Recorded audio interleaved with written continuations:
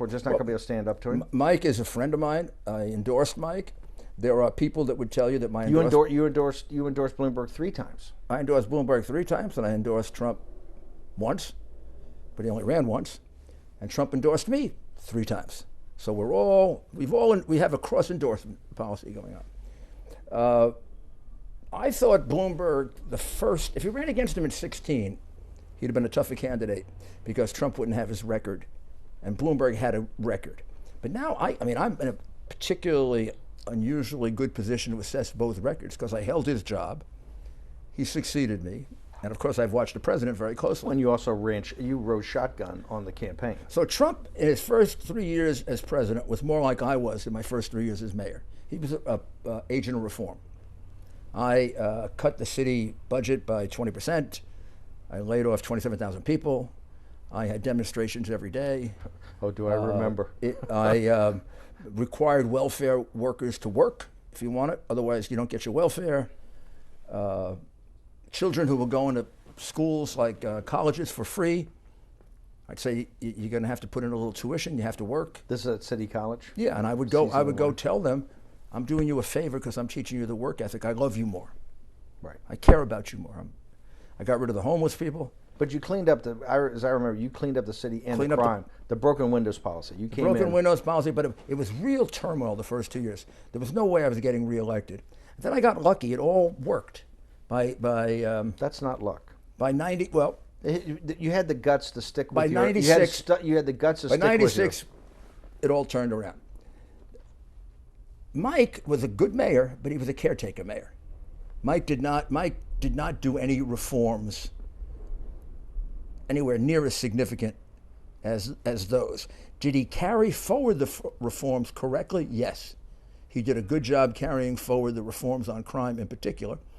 Now let me ask you, because I'm shocked that he doesn't believe that. He's blaming you now for stop and frisk. I talked him into it. He's blaming you for and he stop did and frisk. He's blaming me. Let's talk about stop and frisk. What the concept was, what it was under Mayor Giuliani, what it became under Mike Bloomberg. And Mike, unfortunately, used it to excess. I had the same challenge by the Justice Department when I was the mayor, that it was a violation of the civil rights law.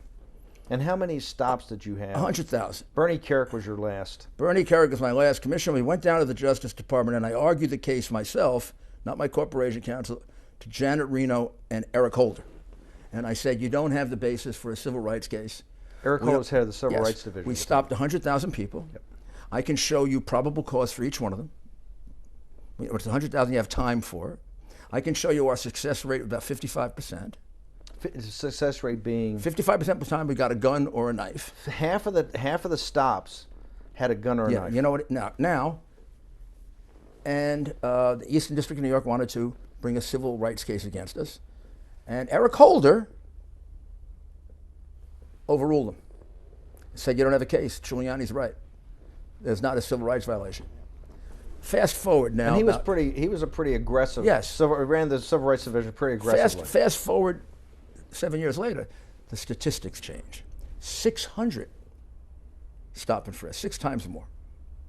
Hang on, Mayor. How do you go to 100? How do you go from 100,000 to 600,000? That's because it became. He had a pretty good commissioner, Ray Kelly, right? Ray Kelly's a great commissioner. Yep. But it was the only way to really keep crime going down. Crime had been squeezed down so much. The concept, and Mike expresses it on a bootleg tape that I heard the other day. Bloomberg expresses it.